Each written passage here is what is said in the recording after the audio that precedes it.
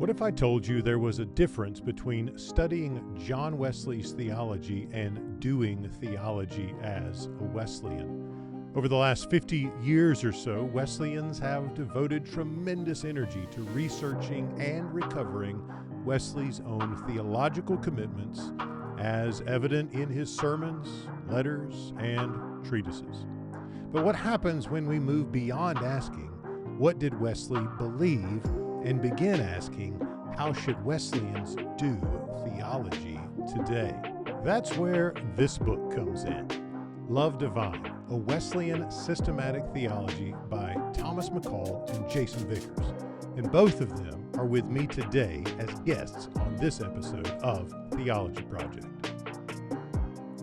Dr. Tom McCall holds the Tennant Chair in Theology at Asbury Seminary, and Dr. Jason Vickers holds the Wesley Endowed Chair of Christian Theology at Truett Seminary.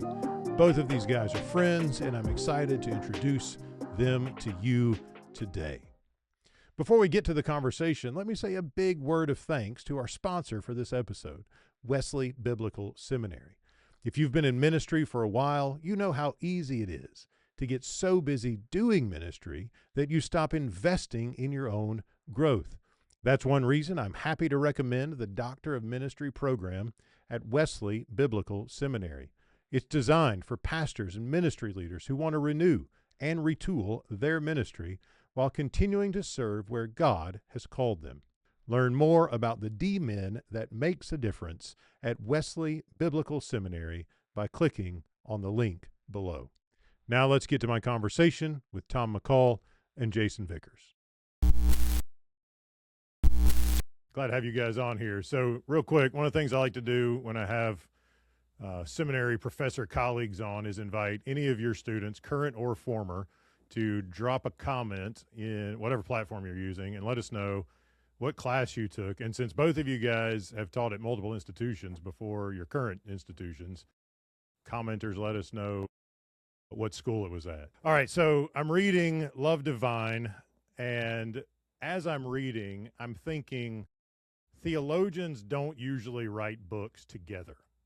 All right, so scientists, mathematicians, co-authored articles are pretty common, but in the humanities, it's not the most common thing. Tell me a little bit about what prompted you. What's the story? How'd you write this book together? What's the benefit? What kind of friendship do you have to be able to write a 500-page book together? And does that test your friendship even? Talk to me about that. Yeah.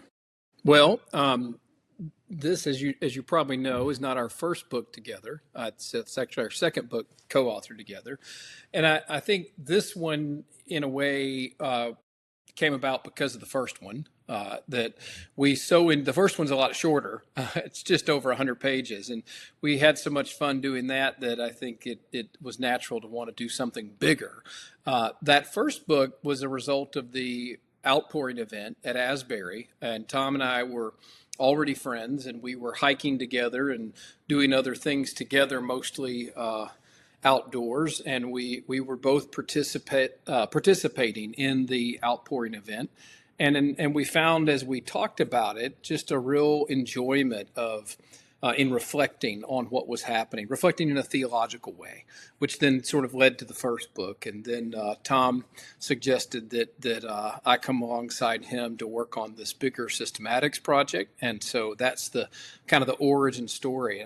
I'll let Tom jump in here. I've got one other thing I want to say about theological friendship, but I'm going to save it for a minute. Yeah, so well, let me just first say thanks to you, Matt, for having us on. But also thanks to Jason for doing this with me. It's a real honor to write with him and to work on this with him. And I'll just say something about kind of the mechanics of the project. So I'd actually started the project and then invited Jason to come into it with me. But here's basically how it went. One, as you would imagine, one or the other of us would take the lead on certain chapters or sections of chapters. You can't write it just, both of you together with, like you give a word, I give a word. That's not the way these things go. So, but it's not, I don't want to leave at all the impression that the way this happened was, I'm like, hey, you do this, I'll do this, then we'll just stitch it together and then we'll be done. It was a lot more integrated than that. So typically, commonly, this is what we would do. We would talk together, sometimes at great length, actually. We would talk together through the organization of it. And then when we're talking about certain topics or certain issues, these are the kinds of things that need to be discussed. This is the potential ordering of the way we address those. Here's 2 or 3 ways we could order it. And then we would discuss that and settle on, okay, we think this is the best way to set it up and order it. And then we actually talked through the content, like the material content as well. So we had discussions about form and matter, if you will, both the content and the structure of it. We talked this stuff through at great length before we were actually writing most of it. And then after an initial draft, we would share it with the other, and then it would go through multiple rounds of conversation and revision. It went really overall very smoothly. And one of the things I found was you don't cut your work in half by splitting it at all. But here's the upside.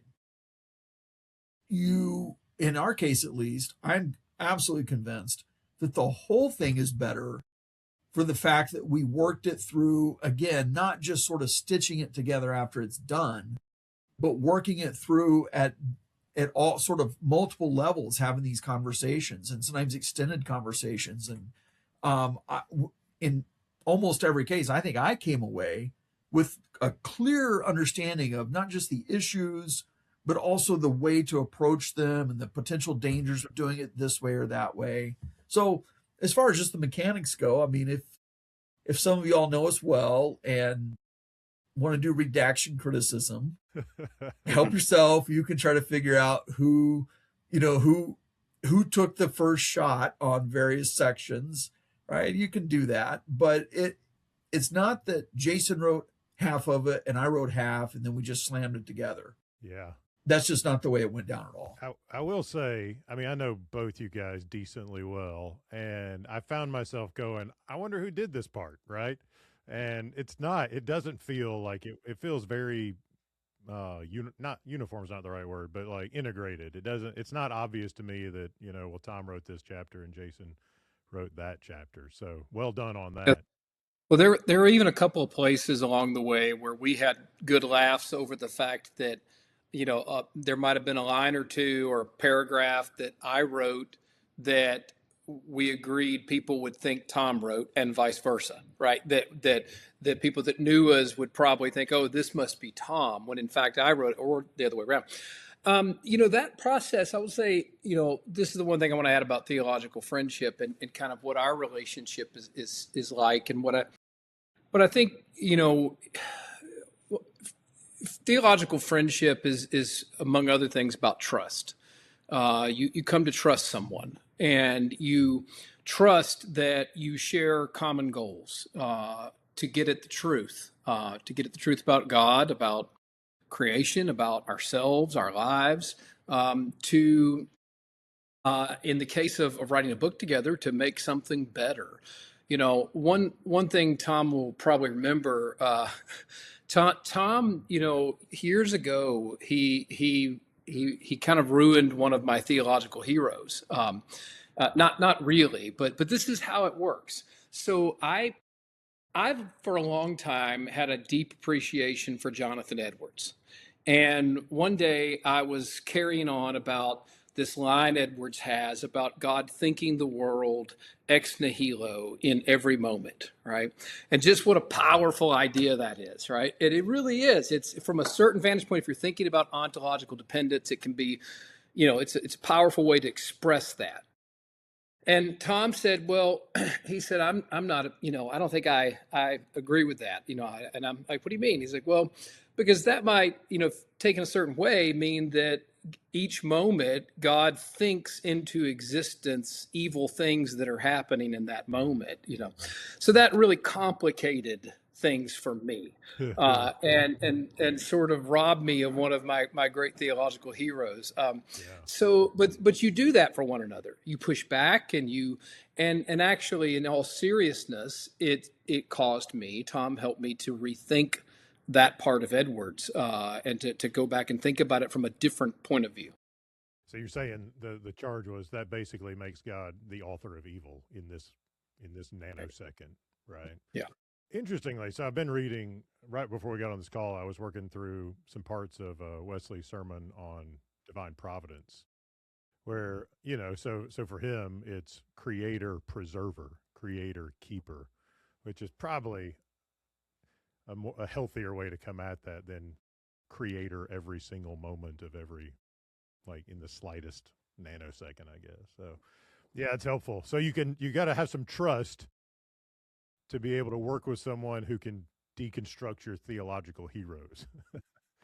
So super helpful. Yeah. Well, I love it. I will say one. Yeah, if go I ahead. just say one more thing about the theological friendship piece, and I don't get weird about this. Theological friendship is a rare gift, all too rare and very, very precious. And to have theological friendship, that is where you're friends at a personal level, it doesn't exclude that, right? But you're also, it's grounded in something deeper than just merely sort of shared interest about outdoors or sports or cooking or eating or whatever, right? Good. It goes so much deeper than that, and it's a kind of spiritual kinship and an intellectual relationship. And I'm very, very grateful for the close friends God has placed in my life. And I don't sound too weird about it, but Jason's friendship is one of the real gifts of the Lord to me. I'm really grateful for it. That's really beautiful.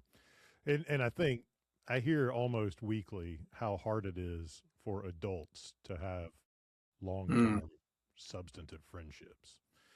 And so it is a gift, I think, and not one to be taken for granted.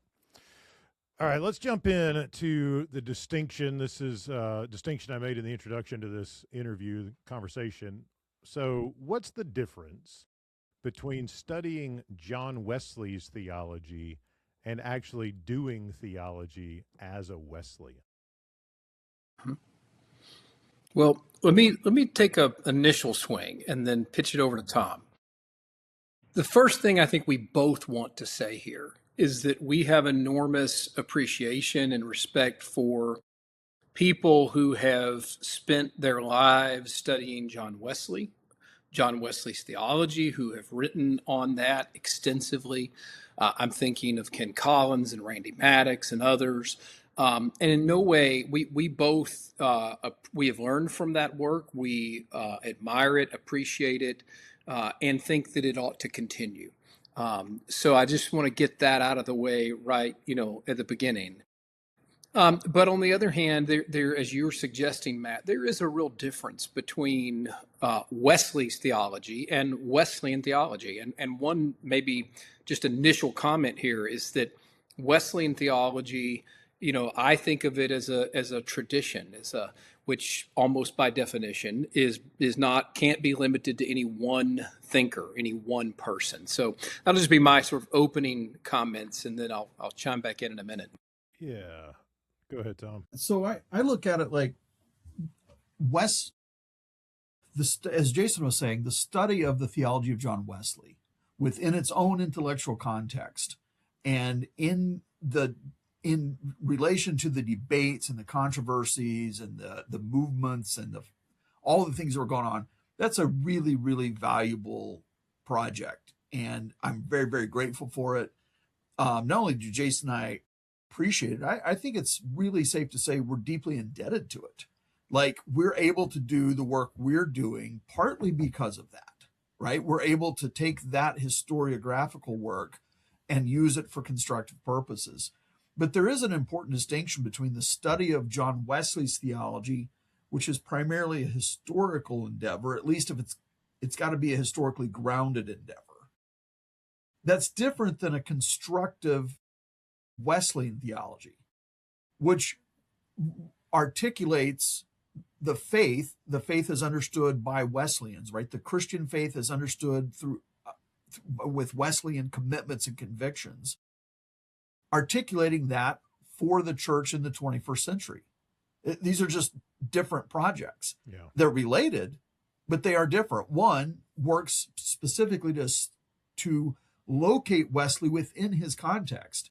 The other one takes the core convictions of Wesleyan theological thought and articulates them for the 21st century, not the 18th.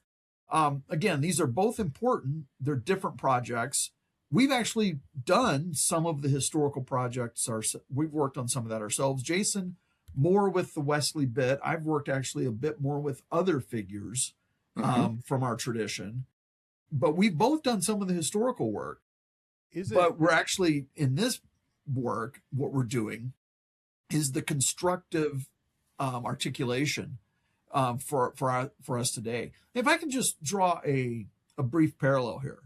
There was a thing that was going on a few decades ago. It was sort of all the rage for a while in the study of Reformed theology, where people lifted up John Calvin as sort of synonymous with Reformed theology. And so Calvin was the Reformed theologian. Maybe Edwards as Pippin to his Jordan or whatever, but right, Calvin was the one. And then people tended to view the subsequent generations of Reformed theologians, well, they just forgot about them. I mean, there are literally dozens and dozens, there's scores of these theologians in the next couple of generations who in many cases do a lot more and more detailed, careful work than Calvin. But they either forgot about them or they dismissed them with this whole Calvin against the later Calvinist mantra. Well, that is, I won't go into details about that, but there is a big mushroom cloud hanging over that. Historians have demolished that sort of Calvin against everybody and Calvin above everybody thing. Yeah. And now it's understood that he was an important theologian, but honestly, he was a pastor in one of the Reformed churches in Switzerland, right? And he was respected, but he wasn't the authority then and wasn't really the authority in Reformed theology until like a couple centuries later. Well, we've done something kind of similar with Wesley. And I don't know exactly where the genesis of this is, if it's Albert Outler or exactly where, but we've sometimes lifted Wesley up as if sort of the only Wesleyan voice or the only one worth listening to. And so part of our task in the constructive work of articulating a positive Wesleyan theology for the 21st century is to draw from our sources, which includes Wesley, and we're really grateful for Wesley. But there are a whole lot of other people in addition to Wesley, both those who come before him and those who come, as it were, sort of downstream of Wesley in the 19th century. And there are a lot of really, really good insights from our own Methodist tradition that come from sources other than Wesley. So one of the things we're trying to do is broaden our pool of sources, if you will. Yeah, that's super helpful. And that's one of the things. Here's for folks. Here's the book. Let them see it. This one, I think one of the things that really struck me is, or one of my hopes for this book, I would imagine it's one of your hopes for it too, is sort of reintroducing Wesleyans to some of those voices. Because I mean, the reality is, it wasn't until I was pretty late in my own ministry till I started kind of discovering the after Wesley people. Particularly folks, people. This year have heard me talk about William Burt Pope a lot because I've spent a fair bit of time with his work this year specifically. And that gets me thinking. I'd heard it. I remember someone saying years ago, kind of a figure in our tradition, saying that, sort of lamenting the fact that Wesleyans don't have an intellectual tradition like the Reformed tradition perhaps does, which now, you've got multiple branches of that even. You've got kind of the Kuyper end of it. You've got the Princeton side of it. Then you got Reformed Baptists doing their thing, and so there's a lot of branches in that the tree that is the Reformed intellectual tradition. And I just sort of bought the narrative for the Wesleyan tradition for a while. It's like, yeah, it's really sad we don't have an intellectual tradition. But as I'm reading this book, I'm thinking, yeah, we do actually, tremendous. And it's important to think of that, as you said, the intellectual tradition that formed Wesley, and then the intellectual tradition that he launched. So say a little bit more about, and because this is one of the things as a New Testament guy, when I read systematic theology, I'm stunned by how much material you systematize, actually. Like New Testament scholars have 27 documents to look at, right? And maybe 400 years of historical context, whereas like you're looking at 2,000 years of theology and church history. So I'm always impressed, and props to you guys for that one. But talk a little bit, how do you take 2,000 years of theological history and bring it, synthesize it, put the players in relation to each other? Obviously some major folks come to the top, but you're also interacting with people that a lot of pastors are never going to have heard of.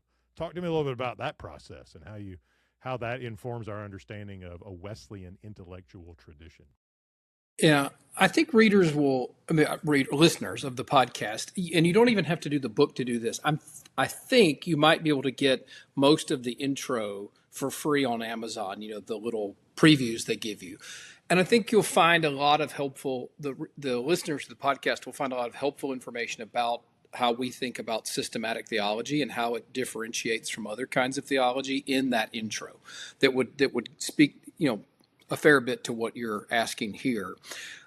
Just quickly, I hope this doesn't surprise anyone. A lot of people say, Wesley wasn't a systematic theologian. No, he wasn't. And Wesleyans didn't invent, neither Wesley nor Wesleyans, we didn't invent systematic theology. It's actually a very old discipline. It's rooted in the catechetical life of the church. It's rooted in commentary on the creeds, on the early creeds. It goes back as far back as people like John Damascus and further, John of Damascus. And so this is, we inherit this way of doing theology from our ancestors in the faith. And it's just a way of, really the earliest versions of what we call systematic theology were attempts to present the faith in a way that would help people in the process of conversion and coming to baptism and so forth. So it actually has an intimate relationship to the life of the church. So these categories in systematic theology are not things that modern people invented. Certainly Wesleyans didn't invent them. And the one thing I want to add here, and you're right to point to people like Pope and others, T.O. Summers, there are other 19th century figures. Two quick points about the Wesleyan tradition. One is that it is a fair bit diverse if you look at it from like a genealogy, ecclesial family tree point of view. Wesley gives rise to Methodism in his native England, helps to birth it in America, Ireland, and so forth. And then others, Koch and so forth, they take it to other parts of the world. Eventually, the holiness movement will emerge out of that tradition for the most part. Then you'll have Pentecostalism that will come out of the holiness movement. If you view all of that as a kind of family tree, so these are our uncles and cousins and and so forth, then there's actually a rather dynamic conversation to be had about most of the major doctrines of the faith. Having said that, the one other thing I just want to stress is that it's when it comes to Wesleyans and what we want to emphasize almost instinctively in any given area of doctrine. Not only is that not the result, it's not just that, well, this is what John Wesley said, nor is it that this is what you find in Pope or others. Traditions include intellectual figures and texts, but they are also informed by their hymnody, by their worship, by revivals, by like that's actually how we come to think about things the way that we do. It's in the way that we've lived out the faith across the centuries that generates a lot of our emphases on, say, sanctification or holiness or other the work of the Spirit, these kinds of topics. So yes, we have a nice, we've got our own intellectual figures that are important and should be read, but we should also attend to our practices, our worship, our hymnody, those kinds of things, because they really inform how we think about a whole lot of things theologically. Yeah, that's helpful. So we've talked, so historical theology, study of John Wesley in his historical context. Could we then say, so systematic theology sort of takes Wesley and puts him in relationship with those who come after him in his tradition and those who sort of formed him. But the main thing is it's looking at his contribution to our context. Is that kind of the distinction we want to make? It's not even just his contribution. Yeah. I mean, our work is Wesleyan in the sense that we are convictional Wesleyans, right? We think that the core elements that distinguish Wesleyanism are true and salutary. Yeah, that's good. But as we say right up front, our work is in a very clear sense, it's Catholic, in the sense of being ecumenically grounded in the creeds and confessions of the faith. And so the deep Christian tradition is our inheritance as Wesleyans too. This isn't like we're cheating by reading patristic theology or some learning from church fathers. So you can't do that, you're a Wesleyan. No, this is our heritage as well. And so it's Catholic in that sense. It's not Roman Catholic, of course, but it's Catholic. It's also Protestant. And so we learn from and gladly share so much with our other Protestant brothers and sisters as well. And we're upfront about this. I mean, I actually don't at all like Jonathan Edwards' occasionalism, but I really do like Jonathan Edwards too. Like, and there's so much about him, right? He offers us, and he and others like him offer things to us. And even where we disagree, we can often learn from them. And sometimes, especially where we disagree, they make us think harder and think better, and we learn from them. So our work is, it's Catholic, it's Protestant. And then where there are distinctly Wesleyan elements, we're Wesleyan. But, there's no uniquely Wesleyan doctrine of the Trinity, thankfully, right? There's not even a distinctly, Wesleyan Christology. Yeah. This is the faith once delivered that we share. And so we hold that and articulate that. And we actually think that in many cases, those core classical doctrines actually fit better with the Wesleyan distinctives than they may with the distinctives of other traditions. Yeah. And so I wonder if, like, just maybe as a case study then, let's take the doctrine of God, the Trinity, and think about that. We want to say that is like the Christian doctrine of God. We don't have a Wesleyan doctrine of God. Right.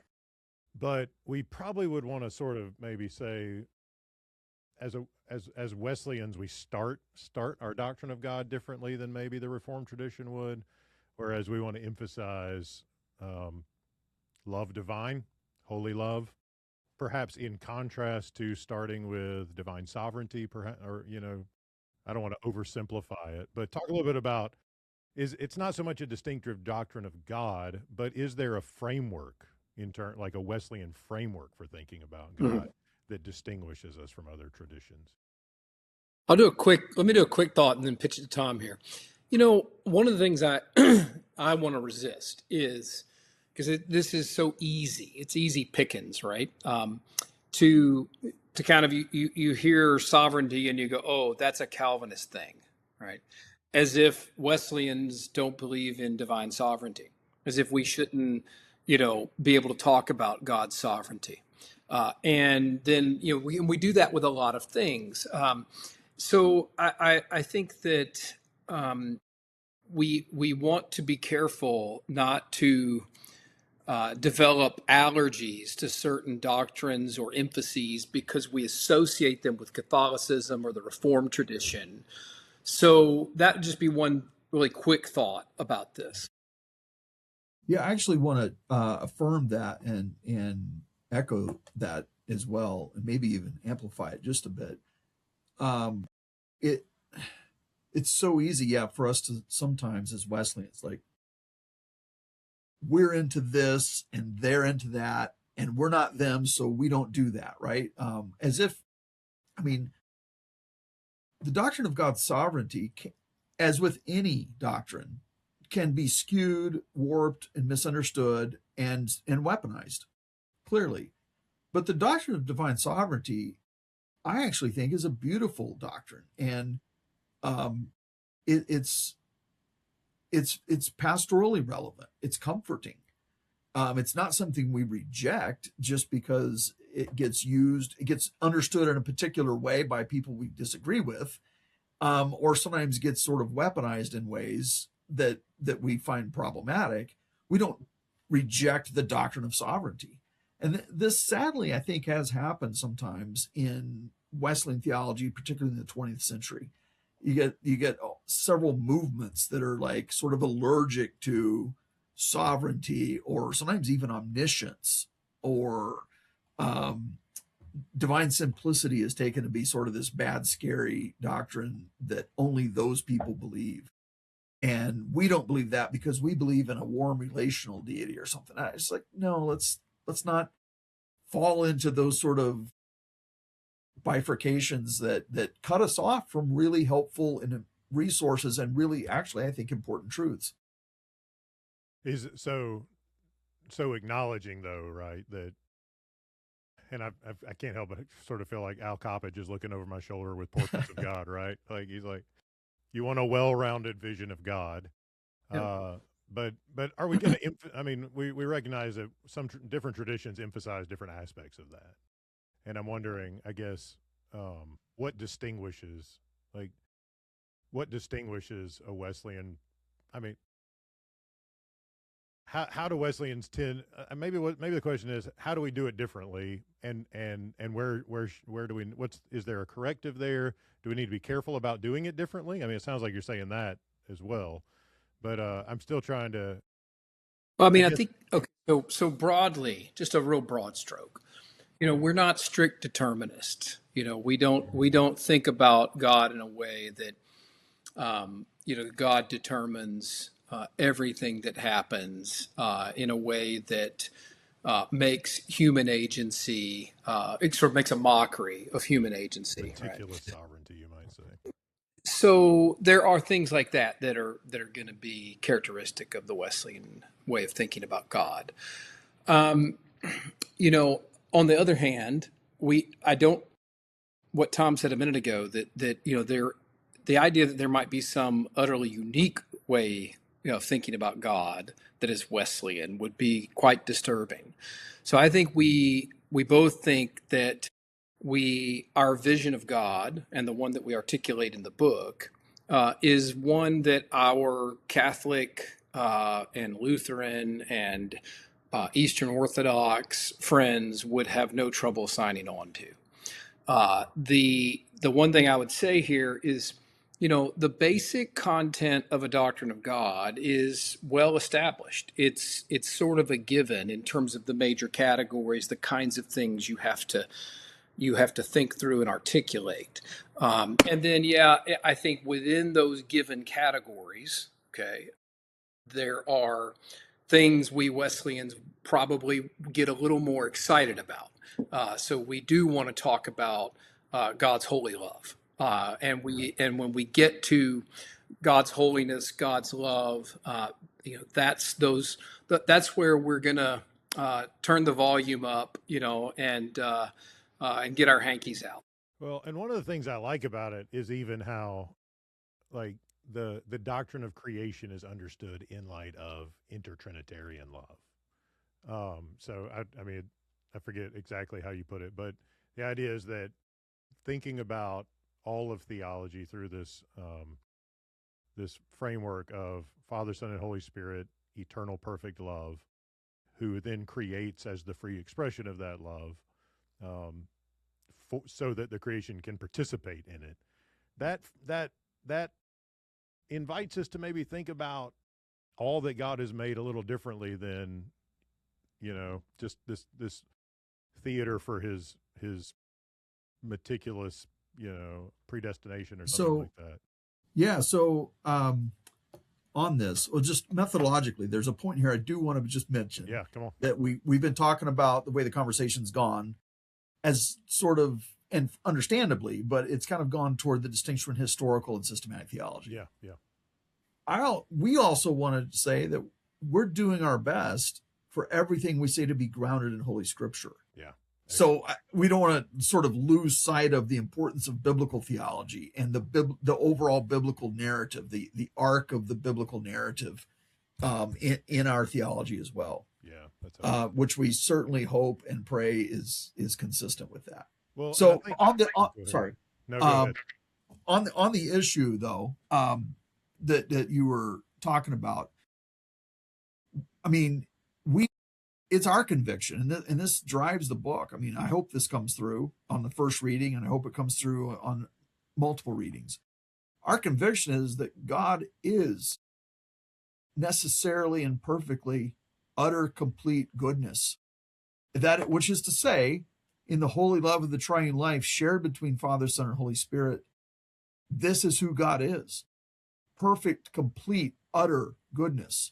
Holy love shared between the divine persons, and then outflowing into God's free and contingent creation given to us. And that is thus what motivates creation and the whole arc of redemption, the whole story of God's work to save us. That's what we're made for. That's what we're saved for. I mean, that's what I hope my kids know and never forget, right? That drives us. But as far as this being like a uniquely Wesleyan thing, it isn't. Right. And even as far as being distinctly Wesleyan, I even want to be cautious there. Jason said there are a lot of, Roman Catholic and Orthodox folk and Lutheran, and I would say there are Reformed folk who would not hesitate to affirm that as well. Yeah. Now, what's interesting is that sometimes in some of these other traditions, you will find other theological claims that seem to us not to fit very well with that deep conviction. And then, and on those points, yeah, we're gonna help them see, try to help them see that, right? Like if this is, but it's different to say you share this conviction with us, at least largely you share this view of God. Mm-hmm. And then let's think out of that, rather than just assume you worship a different deity all the time, right? That's good. So, and I want to shift back a little bit too, to just sort of, I think it's helpful, excuse me, like looking at our own tradition critically is always, because it's so easy to just sort of assume, let's put, like this year, honestly, I've wondered if we've added kind of a sixth sola, right? Sola Wesley, almost, so I think it's incredibly helpful because Wesley himself would say he's finite, he's frail. Wesley is not without error, right? So my question then, if we're thinking historical theology, John Wesley's theology, and then today constructive post-Wesley theology, I could see somebody saying, how much do you have to agree with Wesley to be Wesleyan? And I mean, the 19th century systematicians didn't always agree with him.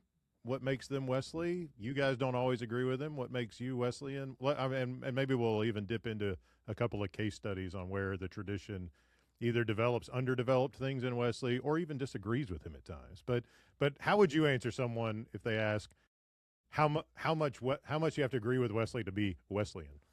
The broader tradition, Methodist theological tradition after Wesley, especially the major figures of the 19th century,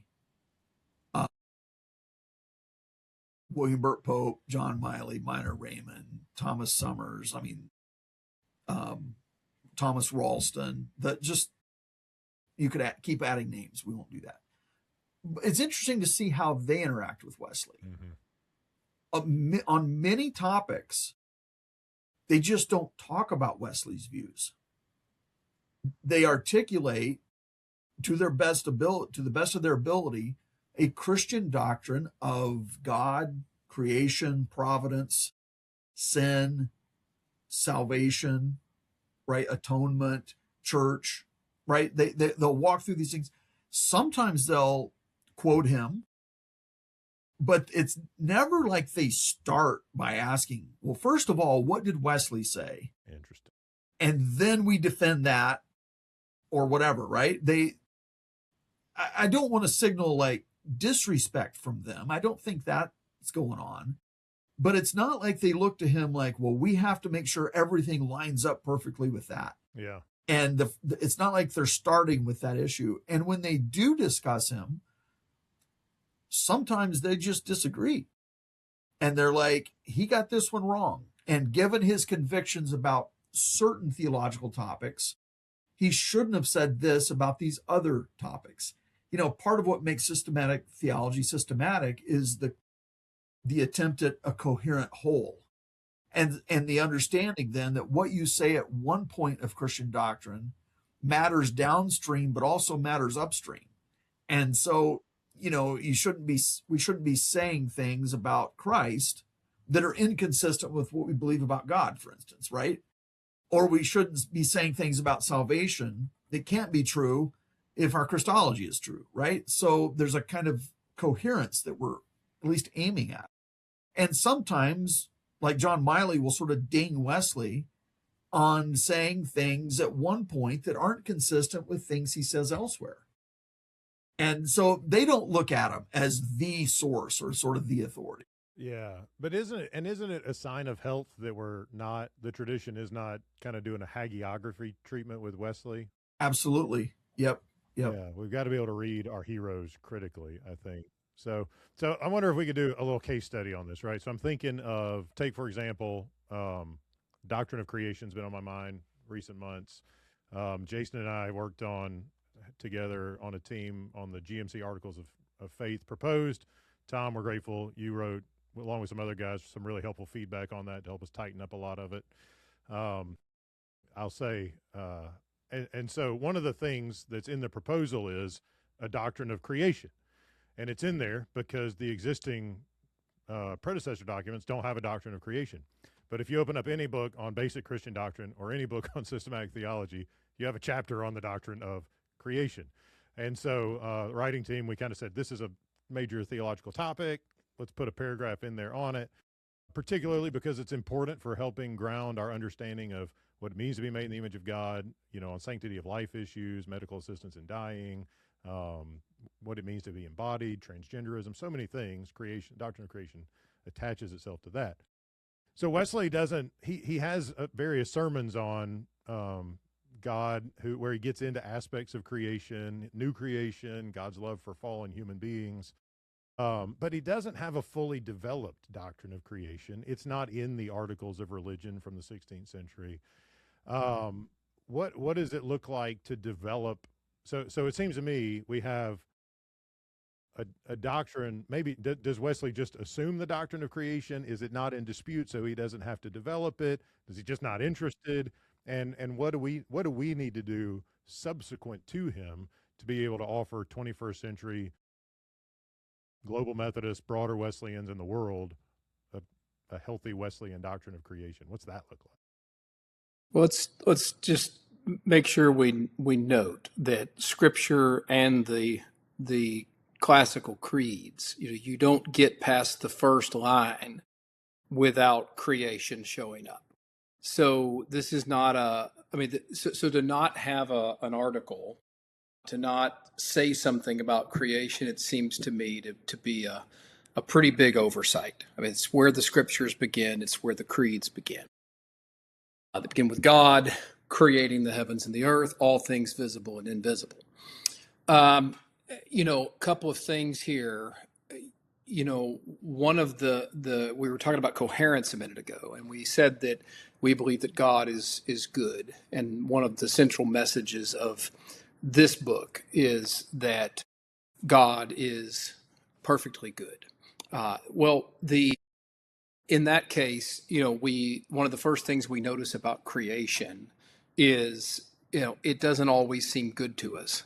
There's a lot in it. There's a lot of suffering, a lot of evil, and so we have this conviction on the one hand that God is good, and then we have our experience of suffering and evil, or even just really basic features of creation, like its utter instability, the fact that there's decay.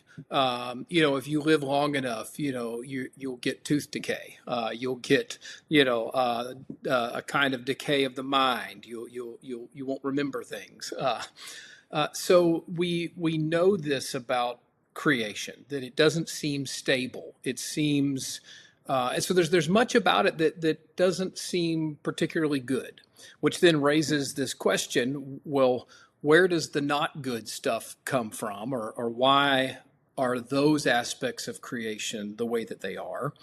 And then you have a few options. One is maybe there's another kind of almost equally powerful deity who is an evil god responsible for creating the world, right? And so the reason the world has so many crappy features is that it's the work of an evil creator, of an evil deity, rather than the work of the high God, who presumably would have made a better world. And so that's, an option that you could have there. Another is that was really popular in the early church. I shouldn't say really popular, certainly not with early Christians, but it was in the water, right? It was a possibility. Is that the reason that you have all the crappy features of creation is that the stuff that the high God had to use to make the world was faulty, right? So it was, and so the high God, the great God, right, the sovereign God, right, the perfectly good God, did the best he could, right, with the crappy stuff that he had to use to fashion the world, right? Well, the early church is going to reject both of these options and insist, no, the perfectly good God is the one who creates the heavens and the earth, all things visible and invisible. And it's going to double down on what Genesis says about every bit of it, that it's good. And it's good because it comes from God, who is good. So that's the opening salvo, and I'll punt it over to Tom here. Oh, that's helpful. So back to the Wesley point. He wasn't a systematic theologian. He was a genius in a lot of ways and did incredible amounts of things. But he wasn't trying. I mean, it's not like he was failing at something he was trying. Right. He wasn't trying to do this. He was doing other things. And so he just doesn't give us that. In the early modern era, it wasn't entirely a settled doctrine. There was a sort of a classical core of belief about creation and providence. But in the early modern era, it's also being challenged. You've got deism on the market as one of the major options. And you also have, in reaction to deism, you've got the kind of occasionalism stuff of Wesley's exact contemporary Jonathan Edwards, who are so veering, they're so stoutly resisting deism, right, which has sort of an absentee God, that God is involved with everything to the extent not only of determining every feature, but indeed of recreating it ex nihilo, moment by moment by moment by moment, right? Well, those are very different. Actually, both are very different than sort of the classical tradition. And so this actually is in some controversy at the time. But Wesley has a lot of controversial issues going on, and this just isn't one that he picks up on and runs with a lot. Right? You got to. As the great theologian Clint Eastwood said, man's got to know his limitations, right? And so that gets at part of the answer why we need Wesleyan systematics. Right. Wesley doesn't do it all, right? Yeah. He's crucially important, but he's not sufficient in and of himself to give us a fully developed theological foundation, a fully developed intellectual tradition in and of himself, right? We need subsequent folks to develop the things he leaves undeveloped. And without that, we're impoverished, I think. Or in some cases, prior folks. Meaning, right. That sometimes it's a matter of going, back to the 3rd or the 4th or the 6th or the 8th century, and retrieving insights from the tradition. Or the 13th or the 17th. Those are good ones too. Yeah, of course. There are very few things in theology that have not been thought through pretty extensively across the centuries, and so sometimes it's a matter of sorting through all the material to find the real nuggets and the things that we want to emphasize and that we want to lift up and present to in local churches even and to when we're teaching the faith. So I don't want to belabor this point about creation, but I do think that this issue of creation's fundamental goodness is Tom, you put this really well the other day. It was on a different podcast, I think, that we might have been on together, when you were talking about, the options, if you don't affirm the goodness of creation. And how did you put it? That you're either a heretic or a blasphemer. Those are your options. So seriously, one of the options is that things are bad because there's an evil force that's roughly equivalent to God that's always existed. And so you've got this sort of ultimate cosmic dualism. And by traditional Christian standards, that's just straight up heretical. Or you've got God being the cause of it, which is worse than heretical. It's blasphemous. Or God actually created it as good. And then we have to understand some account of why it's not so great now. And that's where traditional Christianity has inclined toward things that we now call things like the free will defense. Not an invention of Wesleyans at all. This is goes back to the earliest Christian theologians. Yeah. He very much commits himself, I think, to the free will defense. He very much does. Particularly in the Sermon on Providence. Right. So just Wesley gives us an underdeveloped doctrine of creation. We need systematics to help us understand that if we want to posit that God makes evil things, it's either heresy, blasphemy, or heresy or blasphemy. Those are the options, right? Despite what some enthusiastic internet theobros say these days, those are still the only options. That's the option. So here's one that could be a little more complicated. Case study number 2, original sin. So Wesley, help me if I don't state this correctly, but affirmed inherited corruption and inherited guilt, I think. And you got, along with some other folks in the tradition, in your book, you affirm, I think, inherited corruption, but you want to push back on the inherited guilt piece of that. So again, I think this goes back to what do we do when the tradition really disagrees with Wesley, even on something as big a deal as the doctrine of sin? Talk me through that process a little bit.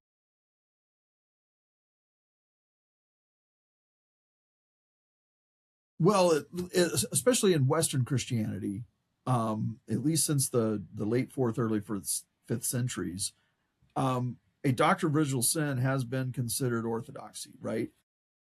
But there have been different explanations of how that works.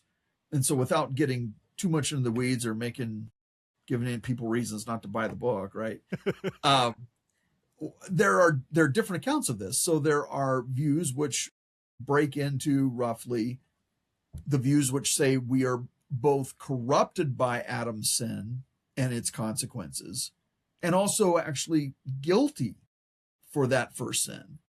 And there are others which say we are corrupted by that sin, and corrupted to the point even where Wesleyans historically have agreed with the Reformed tradition, saying we are totally depraved, right? We're deeply corrupted. And we are also guilty, but we're guilty for what we do with our corrupted natures, and we're not guilty for what Adam did, or like our most remote ancestors did. We're not guilty for that. We're guilty, but we're guilty for what we do out of our corruption. So those are different. And then within the guilty and corrupt view, on that side of things, there's multiple purported explanations of how that's supposed to work. Wesley took one of those routes. And interestingly, here he agreed and defends line by line Reformed theology, formal Reformed theology, the Westminster side kind of things.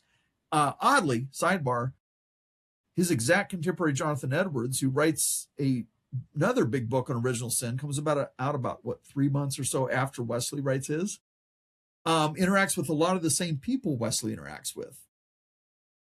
Wesley arguably is more Reformed traditionally than Edwards is on this. Edwards is more speculative and philosophical. Yeah, it's just funny. But Wesley takes this distinctly Reformed route on this. And other people sort of upstream of Wesley don't do this. And a lot of the Wesleyans downstream of Wesley don't go that route either. We don't commit ourselves to Wesley's view. Frankly, I have worries that it's not really coherent and defensible. If it turns out it is, great, but I just don't think biblically we need to commit ourselves to that. So our stance in the book is to say Wesleyan Christians should be committed to a doctrine of original sin. But it's to pull back and say, by virtue of being Wesleyan, one doesn't have to be committed to the exact details of the view that Wesley himself defended. Yeah. And we don't think that Scripture actually demands that. Like a good exegesis, for instance, of Romans 5, 12 through 21, doesn't get us to those details. And so we don't think we need to, and we have worries about whether that works or not. So turns out it's a good thing there are other Wesleyan options. Yeah. And so, on a related... Yeah, go ahead. Yeah, Jason. go ahead.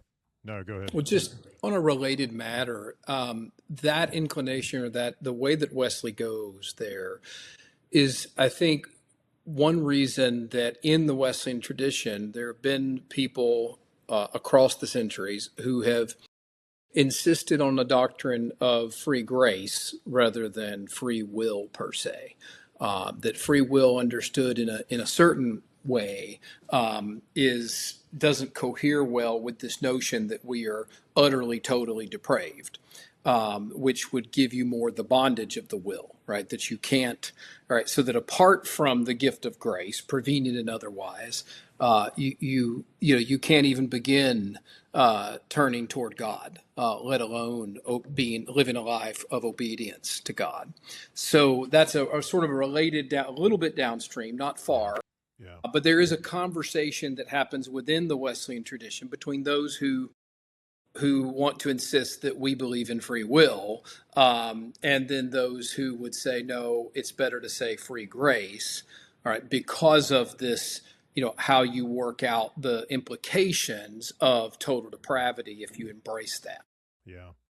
I think that the moral of the story really is, just sort of bringing some theological, spiritual, and intellectual humility to the texts, right? To sort of say, like, we love Wesley, but he doesn't get it right all the time, And that's one of the questions we've got with General Conference, Global Methodist coming out. This will probably air while I'm at General Conference. So is looking at his sermons as a doctrinal standard, right? Because he says some stuff in his sermons that none of us would agree with. And so we've got to maybe kind of decide, do they need to be strongly advisory, very important, high-level, prioritized documents? But you sure don't want anybody bringing you up on charges for what he says about the millennium in Revelation, right? Things get wild there. So I think it's a helpful reminder in that way. 100%. I'll quickly just invoke the memory of Billy Abraham here. I think he got this one right. He thought that the sermons should be normative for spiritual formation purposes in the Wesleyan tradition. In other words, that all Wesleyans ought to spend some time reading Wesley's sermons devotionally with a view toward their own spiritual and moral formation. He did not think, in fact, he opposed quite strongly any notion that they should be considered standards of doctrine alongside something like the Nicene Creed or Articles of Religion or those kinds of documents. If I could, I just want to tack on one quick thing here, because you used the word humility just then. We started this podcast talking about trust and friendship. I think as I've gotten a little bit older, as I've been at this now for 25 years, give or take, teaching theology full time, writing theology, and traveling with theological friends like Tom. I think that there may be no more important virtue for the doing of theology than humility. And a kind of humility that says, I may actually have something to learn from someone else, and a way of approaching everything from Scripture to major figures in the tradition, to people that you assume might be your theological enemies, Calvinists or Roman Catholics, or that this posture of humility, I think, is really important for the work of theology.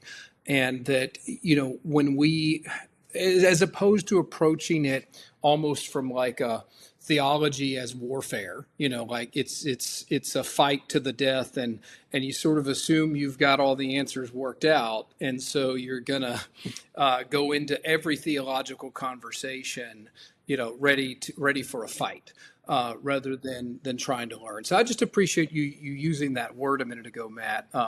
That's I think it's really important for theology.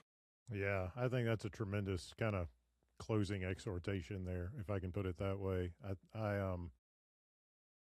We are, especially kind of coming out of the disaffiliation conflict, we're muscle memory conditioned to distrust, and getting ready to head to South Africa and meet up with everybody. My hope is that we can redo that muscle memory and know, like, we're here because we love the church and we've all been through a lot together and we want to see it beautiful.